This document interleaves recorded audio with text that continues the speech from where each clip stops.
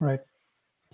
So also want to talk a little bit about match preparation. So as fans, you're always curious what players do before the game. How do they prepare?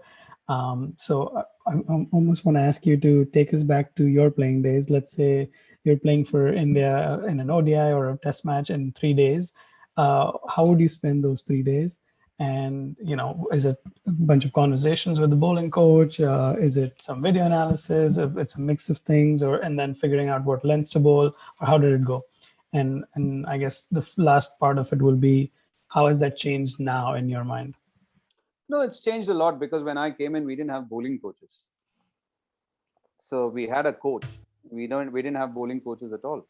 Bowling coaches and fielding coaches and all those things are the latest phenomenon. More so with the IPL, and then it's percolated towards other formats as well, and it's been brought about by other nations. And personally, for me, my preparation was always very similar, in the sense that when I hit the nets, it was always about practicing my basics. Practicing my basics because I always went and ticked boxes. I had a few boxes to tick, and I would always tick those boxes because that kept my rhythm going. And I could take that from a net session into a match session without a blink of an eyelid. So when I was able to do that, and this has come with a period of time, because as I said, and I keep saying, I was under people who guided me that way. I was under Bishan Bedi, Maninder Singh, who gave me a few things, a few pointers all the time for me to check. It's like a checklist. So that checklist was always something which I did. So the preparation was always the same.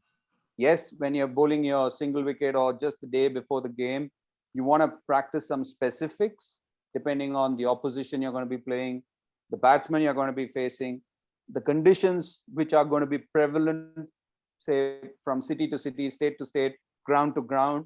So there are certain things which you feel will be beneficial. And this comes again from experience. This again comes from what you've done and what has happened at that venue before. So you want to practice your specifics, which will be in accordance to your own strengths and limitations. And when it comes to formats, it's about switching that switch or flicking that switch actually in your head.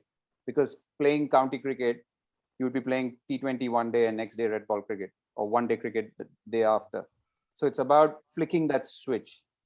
How well you can do it, that's up to an individual. But for me, I was just lucky enough because, and also for a big part of me was always visualization. Even when I was not playing, even when I was traveling, even when I was driving a car, there were times when I would just be visualizing my own bowling, my own action. And that's actually helped me from a few injuries as well. When I've come out of injury, when I had a shoulder surgery and a knee surgery, and I was out for 6 months, I didn't feel as if I was rusty. As soon as I went, hit the nets within the first 5 or 6 balls, I never felt as if I had not bowled for 6 months. So it was visualization was a great skill, and it's actually a skill which people don't talk about too much. There are so many things which you can change in your own game if you keep visualizing it. If I visualize that I'll walk like Charlie Chaplin, I can walk like Charlie Chaplin. If I want to walk like somebody, it's like mimicking. There are things which you practice. So similarly, visualization is a great tool for any bowler when you want to make those changes, and even to maintain what you have. So that's one of the reasons why my action, and you've heard of so many bowlers struggling with their actions during the course of their career. For me, in my 26 years, I never struggled with my action. I never had any bowling yips or any bowling problems, technical problems. Yes, there are some injuries, you carry them, you bowl with them, but never a glitch when it came to my bowling action. Nobody ever said, Manivi or Bishan Paji never said that, your bowling action looks different. You're loading differently. Your leg is going different. Your arm is going different. There's something amiss. Never ever, because I think visualization helped me in being the way I was for a long period of time. Right. I think that's a great point because I was reading an article on Maninder Singh sir, and then uh, I think they were talking about how at one point after a break he sort of lost his action and lost his rhythm a little bit. So yeah, that definitely feels like a very key aspect to bowling spin. But I guess one other thing I was going to ask was for today's spinners, since they have all these video analysts and data analysts working with teams, do you, in your conversations with them, have you seen them do sort of different preparations day wise? So let's say 3 days before, as you said, check the boxes, do the basics. 2 days before, they get data or insight that this particular batsman doesn't play well, doesn't play the cut well, so try and bowl that length to him or that line to him, something like that. Look, I've not had conversations with bowlers per se, but I know for a fact that there are lots of tools presented to them. Lots of, as you said, the computer analyst is always going to give you what the batsman is comfortable or not comfortable against.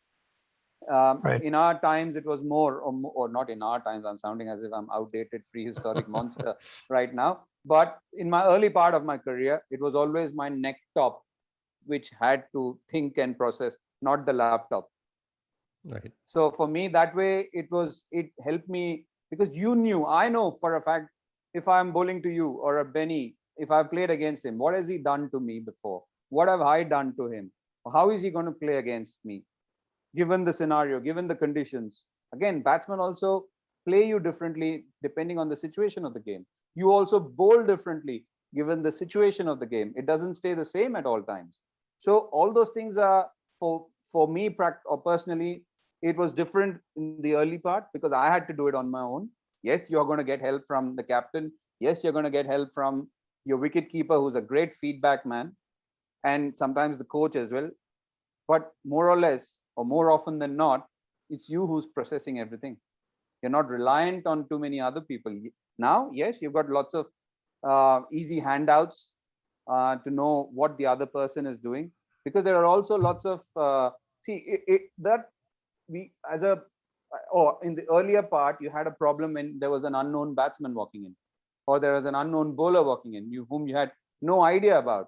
But right now you've got information about everyone, more or less. It might be limited information, but it will still be information compared to no information before. So that way they are a lot luckier. And also, yes, the more the information, the more you can process and how you want to process. It's like stats, how you want to interpret it.